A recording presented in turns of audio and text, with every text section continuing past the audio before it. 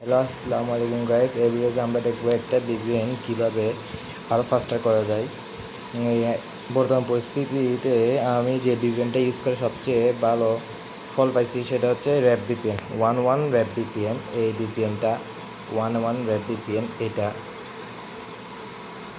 এখন দেখব এই VPNটাকে আপনারা কীভাবে আরও ফাস্ট করতে পারেন। তার জন্য VPNের মধ্যে যাবেন, যাওয়ার পর এই থ্রি ডটে যাবেন, এই থ্রি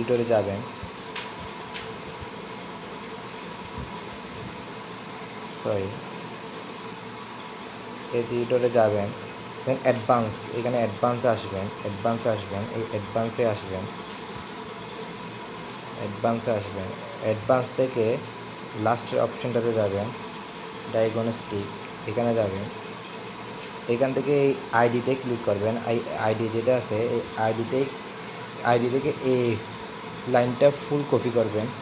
আমি করতেছি, এখন লাইনটা ফুল কপি করবেন।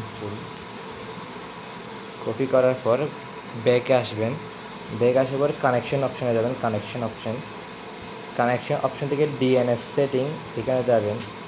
এখানে লাস্টে গেটওয়ে DOS সাবডোমেন যেটা আছে ওইখানে ক্লিক করবেন।